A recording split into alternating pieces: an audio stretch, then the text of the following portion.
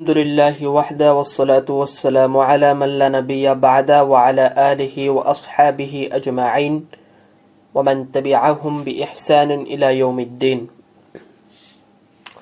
الحمد لله আমরা এসো উর্দু শিখি এর 4টি অধ্যায় শেষ করেছি।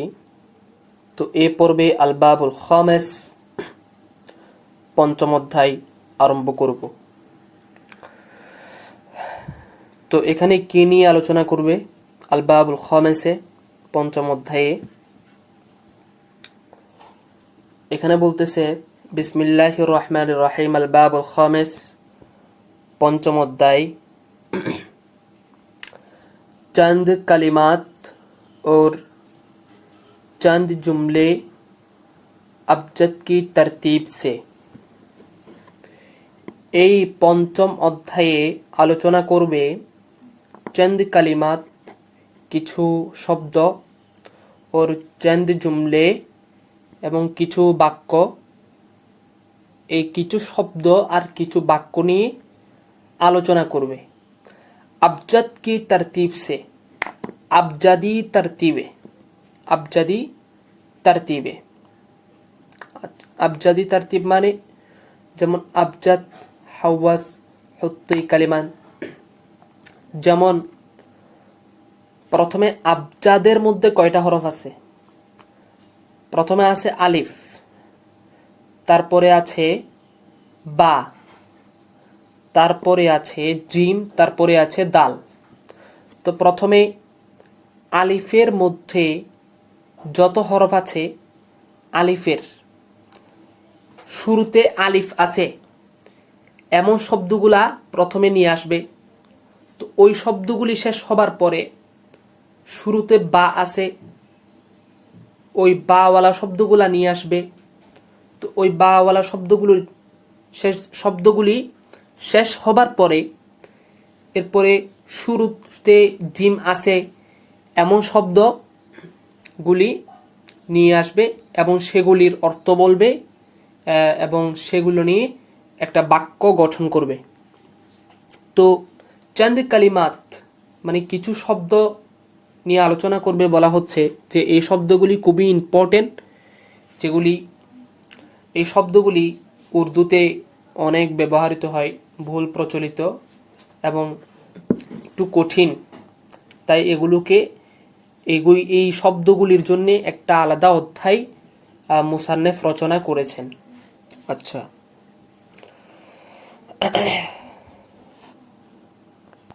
তো আলবাবুল খামেস পঞ্চম অধ্যায়, ঠিক আছে। चंद कलिमात और चंद जुमले अबजद की तरतीब से, কিছু কালিমা এবং কিছু বাক্য আবজাদি তারতিবে। তাহলে আমরা শুরু করতে পারি। তো প্রথমেই পঞ্চম অধ্যায়ের আদ-দারসুল আউয়াল, প্রথম পাঠ, পঞ্চম অধ্যায়ের প্রথম পাঠ। আচ্ছা, এখানে আলোচনা করবে, দেখেন একটা শব্দ দিয়েছে, দুইটা শব্দ দিয়েছে, আবাদ, আবাদি। আবাদ অর্থ কি? আবাদ অর্থ হলো যেটা মানে জনবহুল, যেটা কি জনবহুল। আবাদ, আবাদি, এটা বাক্যের মধ্যে ব্যবহার করলে মানে বাক্যের মধ্যে ব্যবহৃত হয়। বাক্যটা বললে অবশ্যই আপনারা এর অর্থটা আপনারা বুঝতে পারবেন। আবাদ এটা বাংলাতেও আবাদ ব্যবহৃত হয়। আবাদ এই শব্দটা বাংলাতেও আবাদ রূপে ব্যবহৃত হয়। আচ্ছা, আবাদ, অনাবাদ, আবাদ, অনাবাদ। আচ্ছা, বাক্যটা বললে অবশ্যই আপনাদের শব্দটা বুঝে আসবে। ये मुल्क, এই রাষ্ট্র বা এই দেশ, हजार साल पहले से आबाद है। হাজার বছর থেকে আবাদ হয়ে আছে। হাজার বছর থেকে আবাদ হয়ে আছে। আমি কয়েকদিন আগেও অসুস্থ ছিলাম, তো আজকে কিছুটা সুস্থতা অনুভব করছি। তো এরপরও পরিপূর্ণ সুস্থ হয়নি। তো এই এরপরও আমি খেয়াল করছি যে যদি দরজটা না দিই তাহলে তো এটা সময়টা চলে যাচ্ছে। তাই অসুস্থতা থাকা সত্ত্বেও আমি দরজটা দিচ্ছি, ঠিক আছে। এরপরও কারো কোনো কিছু না বুঝে আসলে অবশ্যই আপনারা কমেন্ট করবেন ইনশাল্লাহ। আর আপনারা কমেন্ট করবেন হচ্ছে কিভাবে আমি বলি, যে বাক্যে যে শব্দের মধ্যে আপনার প্রশ্ন, আপনি ওই বাক্যটা আপনি লিখবেন প্রথমে, কমেন্টের মধ্যে ওই বাক্যটা লিখবেন। প্রয়োজনে একটা কিবোর্ড ডাউনলোড করবেন, উর্দু কিবোর্ড আছে না, উর্দু কিবোর্ড ডাউনলোড করবেন, ঠিক আছে। ওই বাক্যটা লিখবেন। ওই বাক্যটা লিখার পরে আপনারা যেখানে আপনি ওই বাক্যের মধ্যে আপনার যেখানে প্রশ্ন আছে ওই প্রশ্নটা আপনি করবেন। ये मुल्क हजार साल पहले से आबाद है। এই দেশ হাজার বছর আগ থেকে আবাদ, মানে জনবহুল। এখানে কি জনবহুল, আবাদ মানে তাহলে কি জনবহুল, ঠিক আছে। हमारे आबा व अजदाद, आबा মানে হলো পিতা, अजदाद মানে হলো দাদা। हमारे आबा व अजदाद ने, আমাদের পিতা আমাদের দাদা अजदाद ने इस मुल्क को आबाद किया था। এই দেশকে আবাদ করেছিল। এই দেশকে কি করেছিল? আবাদ করেছিল। তারপরে তো আবাদ এই শব্দটা বাংলাতেও ব্যবহৃত হয়। क्या आप कोई तसव्वुर भी कर सकता है? আপনি কি কল্পনাই করতে পারেন যে ये आबाद मुल्क, এই জনবহুল রাষ্ট্রটি किसी जमाना में बिल्कुल बेआबाद और वीरान था। किसी जमाना में কোনো সময়ে বিলকুল একেবারেই বেআবাদ মানে জনবহুলহীন, ওর ভিরান মানে শূন্য। ভিরান মানে কি? ভিরান এটা বাংলাতেও ব্যবহৃত হয়, বিরান ভূমি। হ্যাঁ, শূন্য ছিল। এই রাষ্ট্রটা, এই দেশটা কোন এক সময়ে বিলকুল একেবারেই বেআবাদ ওর ভিরান থা, শূন্য ছিল। यहाँ की आबादी अक्सर,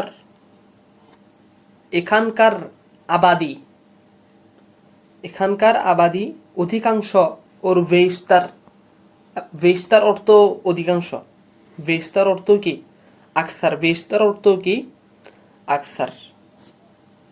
দুটোটা মুরাদেফ শব্দ, সমার্থবোধক শব্দ।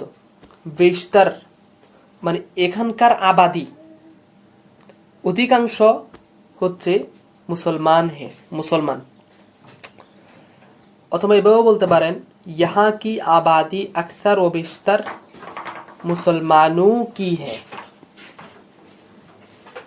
এখানকার আবাদি অধিকাংশ মুসলমানদের, ঠিক আছে। এরপরে সামনে যাই। आप लोगों की बेरहमी देखो। आप মানে হলো এখন, लोगों की बेरहमी মানুষের দয়াহীনতা দেখো। कि जे वो मुसलमानों को अपने ही वतन से बेदखल करना चाहते हैं। বর্তমান লোকদের দয়াহীনতা দেখো যে তারা মুসলমানদেরকে আপনি হি ওয়াতন সে, নিজেদেরই দেশ থেকে বার করে দিতে চায়, বার করে দিতে চায়, যেমন ফিলিস্তিনের অবস্থা আর কি।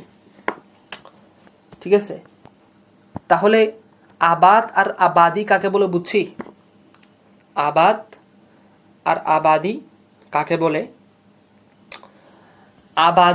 আবাদ এটা স্থানের সাথে সম্পৃক্ত, আর আবাদি এটা ব্যক্তির সাথে সম্পৃক্ত।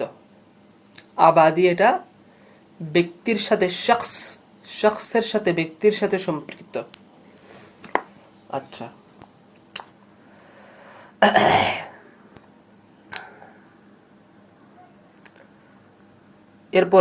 এরপরে শব্দেই যাই, এরপরে শব্দে। ঠিক আছে, আমি আজকে একটু ধীরে ধীরে পড়াবো। ঠিক আছে, কারণ আপনারা বুঝতে পারছেন যে যে আমি একটু অসুস্থ, তাই একটু ধীরে ধীরে পড়াবো। আর আমার আওয়াজ একটু কম, সাউন্ডটা কম শোনা যেতে পারে, তাই আপনারা আপনাদের যাদের হেডফোন আছে ওই হেডফোনটা ব্যবহার করেন, তাহলে পড়াগুলি বুঝতে আপনাদের জন্য অনেক সহজ হবে। আব্রু, আব্রু মানে কি? আব্রু মানে হলো সম্মান, ক্যারেক্টার, শোহরত, নিজেদের প্রসিদ্ধি। ঠিক আছে, अब यहाँ ना मुसलमानों की जान माल महफूज है। अब मानी मान এখন, এখন এখানে, এখন এখানে, না মুসলমানों की जान माल महफूज है, মুসলমানদের না জানমালের সংরক্ষণ আছে, জানমালের সংরক্ষণ আছে, না উনকি ইজ্জত ও আবরু, না তাদের ইজ্জত, সম্মান, মর্যাদার সংরক্ষণ আছে। ঠিক আছে, আচ্ছা, তাহলে আব্রু অর্থ কি? আব্রু অর্থ হলো সম্মান। আব্রু অর্থ কি? সম্মান, ইজ্জত। আচ্ছা, এবার সামনে যাই। আরেকটা শব্দ আপস মে। আপস মে অর্থ হলো নিজেদের মধ্যে।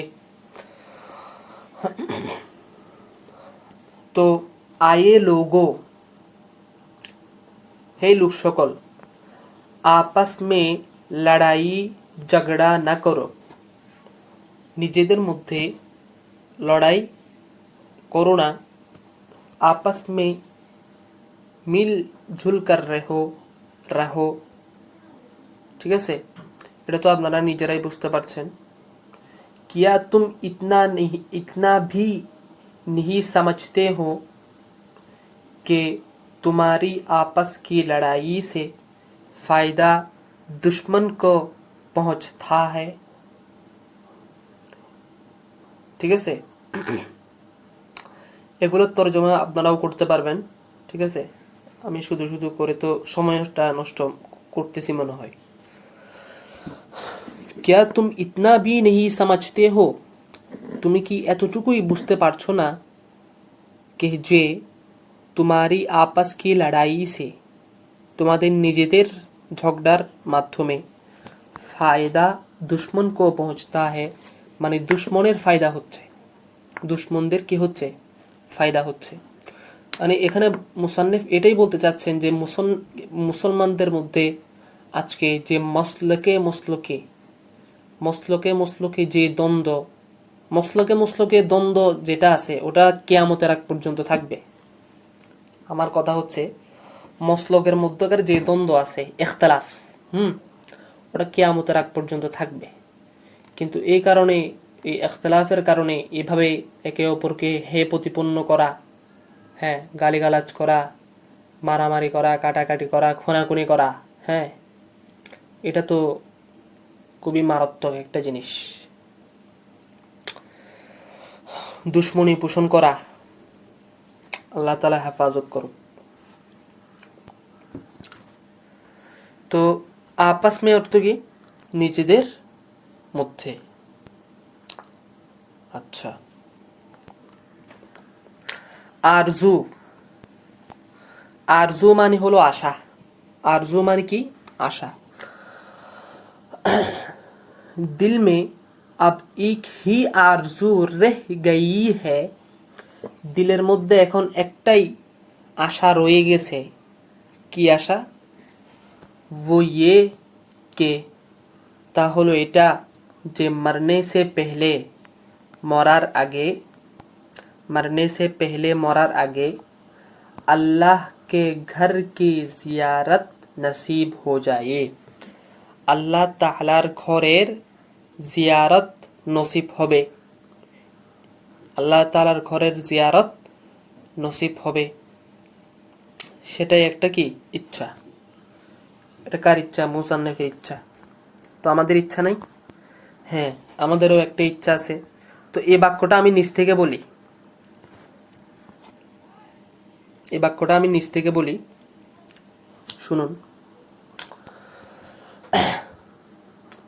आरजू माने तो हलो आशा, दिल में आप एक ही आरजू रह गई है, দিলের মধ্যে এখন একটাই আশা রয়ে আছে বা রয়ে গেছে। वो ये के, তা হলো এটা যে মরনে সে পেহলে, মরার আগে, মরার আগে या रौज़े रसूल, रौज़े रसूल और अल्लाह के घर की जियारत नसीब हो जाए। रसूल करीम सरवार दो आलम सल्लल्लाहु ताला अलैहि व आलिहि वसल्लमेर রওজে পাক এবং আল্লাহ তাআলার ঘরের জিয়ারত নসিব হবে, এই আশাটাই রয়ে গেছে। আচ্ছা, আল্লাহ তাআলা কবুল করুক, আল্লাহুম্মা আমিন। যারা ধরতেছে মনোযোগ সহকারে, যে তালেবুল ইলম ভাইয়েরা, তাদেরকেও এই আশাটা পূরণ করবার তৌফিক দান করুক। তারপরে ये आरजू, এই আশা अगर किसी तरह पूरी हो जाए, যদি কোনোভাবেই পুরা হয়ে যায়, तो फिर मुझे किसी चीज का कोई गम न होगा, তাহলে আমার কোনো জিনিসের দুঃখ দুশ্চিন্তা থাকবে না। আচ্ছা, তারপরে आजाद माने हलो স্বাধীন, आजादी माने স্বাধীনতা। हम आजाद कौम है, আমরা স্বাধীন সম্প্রদায়। हम भूखे रहेंगे, আমরা ক্ষুধার্ত অবস্থায় থাকব। मगर आजाद रहेंगे, তবে স্বাধীন হয়ে থাকব। हमें अपनी आज़ादी जिंदगी से ज्यादा प्यारी है, আমাদের নিজেদের স্বাধীনতা, আজাদি নিজেদের স্বাধীনতা, জিন্দেগি সে জিয়াদা প্যারি হ্যায়, জীবনের চাইতেও অনেক প্রিয়। हम किसी भी कीमत पर अपनी आज़ादी का सौदा करने को तैयार नहीं है, আমরা কোনো ক্রমেই কোনো মূল্যে अपनी आज़ादी का सौदा, নিজেদের স্বাধীনতা অর্পণ করতে প্রস্তুত নয়, নিজেদের স্বাধীনতা অর্পণ করতে প্রস্তুত নয়, তৈয়ার নেহি হ্যায়। তারপরে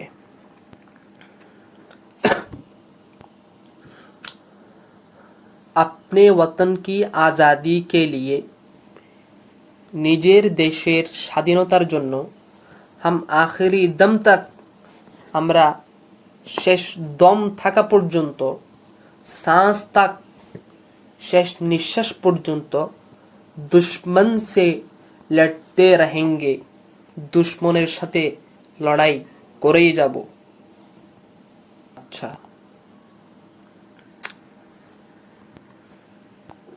আজমায়েশ, আজমায়েশ শব্দের উচ্চারণ কেমন? আজমায়েশ, ঠিক আছে। আচ্ছা, এখানে একটা উপরে একটা হাসিয়ে গেল, কিন্তু এই হাসিটা আমি আপনাদেরকে বলি নাই মনে হয়। এই যে এটা তো বলেই দিয়েছিলাম অর্থগুলা। আবাদি মানে বসবাসকারী, লোক সকল, বসতি। আপাসমা মানে পরস্পরে, নিজেদের মধ্যে, ঠিক আছে, বলেছি।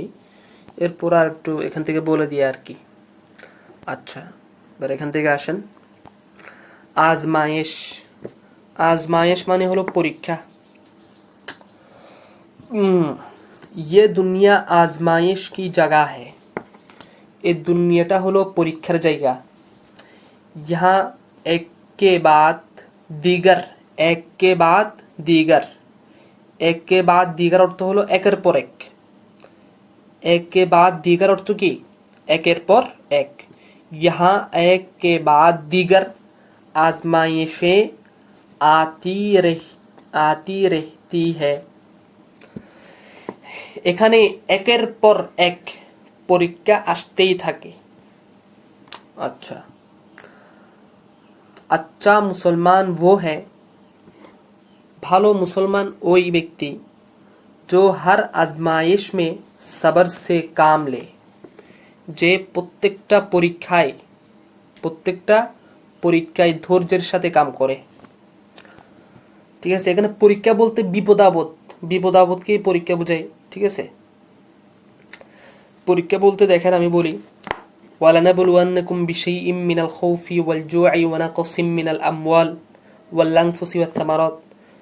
নাবলুওয়ান্নাকুম বিশাইইম মিনাল খাউফ, আমি তোমাদেরকে পরীক্ষা করি, বিশাইইম মিনাল খাউফি, হ্যাঁ, ভয়ের মাধ্যমে, মিনাল খাউফি ওয়াল জু'i, খিদার মাধ্যমে, মানে পরীক্ষাটা বিভিন্ন হতে পারে, বিভিন্ন রকমের হতে পারে।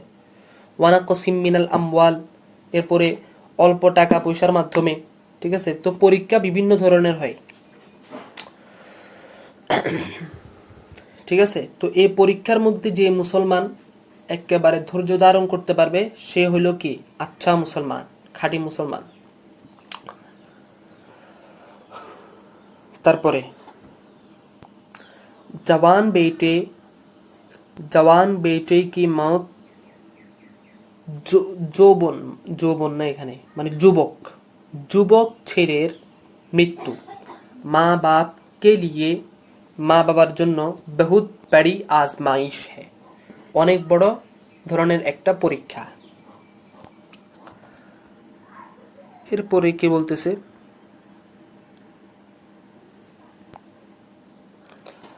আজমানা, ঠিক আছে, আজমানা অর্থ হলো পরীক্ষা করা। কি করা? পরীক্ষা করা। क्या तुम मेरी कुव्वत को आजमाना चाहते हो, তুমি কি আমার শক্তির পরীক্ষা করতে চাও? तारीख, ইতিহাস, इस उम्मत मुस्लिमा को, এই উম্মতে মুসলিমাকে बार बार आजमा चुकी है, অনেকবার পরীক্ষা করে নিয়েছে। আচ্ছা,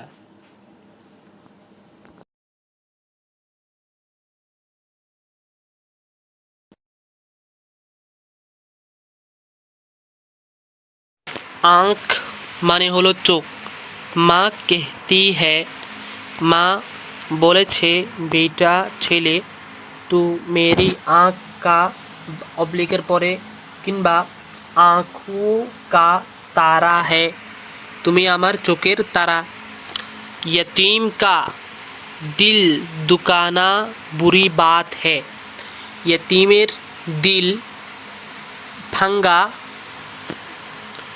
বুরি বাত है, খারাপ বিষয় বা খারাপ কাজ।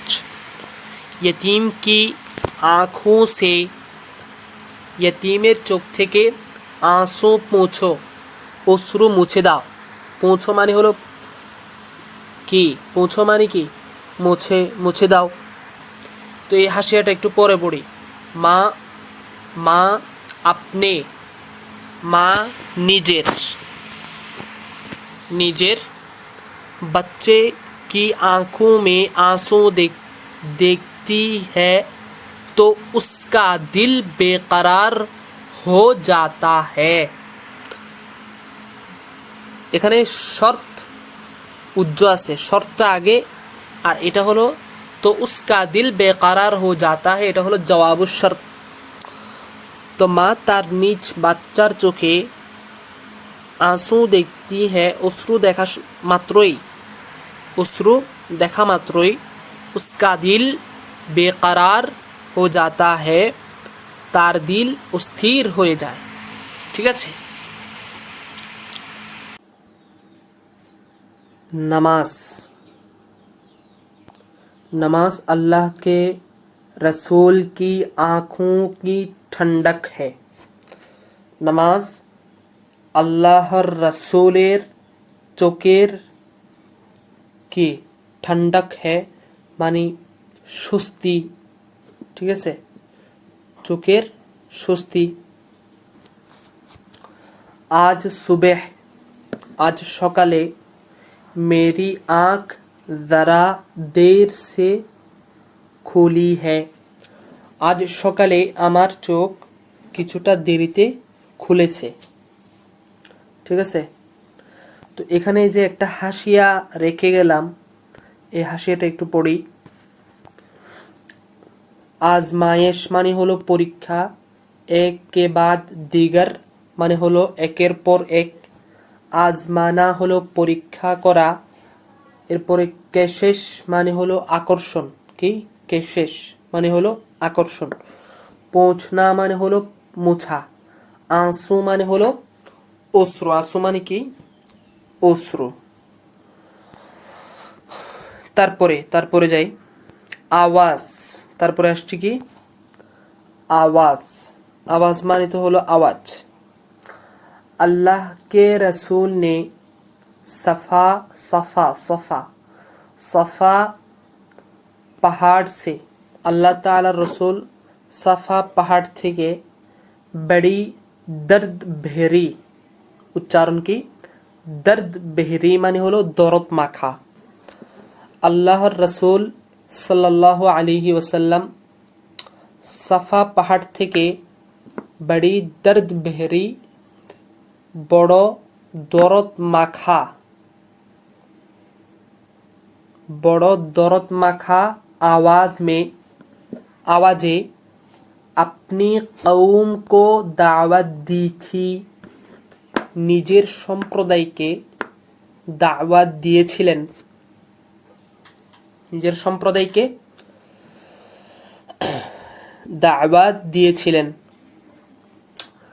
अपने बड़ों के सामने, নিজেদের বড়দের সামনে आवाज ऊंची मत करो, आवाज উঁচু করো না।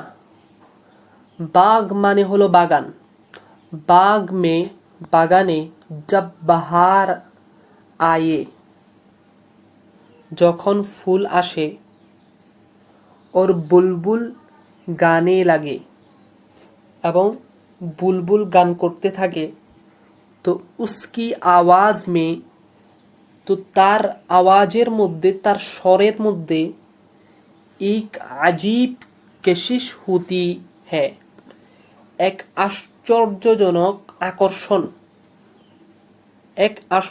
এক আশ্চর্যজনক আকর্ষণ পাওয়া যায়। ঠিক আছে। আচ্ছা,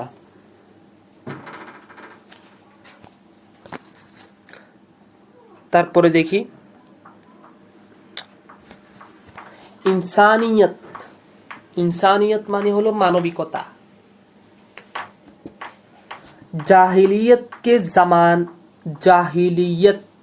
ज़माने में इस्लाम ने दुनिया को, लोगों को, दुनिया को ना, दुनिया के लोगों को मानी दुनियार लोक सकल मानी दुनियार मानुषदेरके इंसानियत का सबक सिखाया।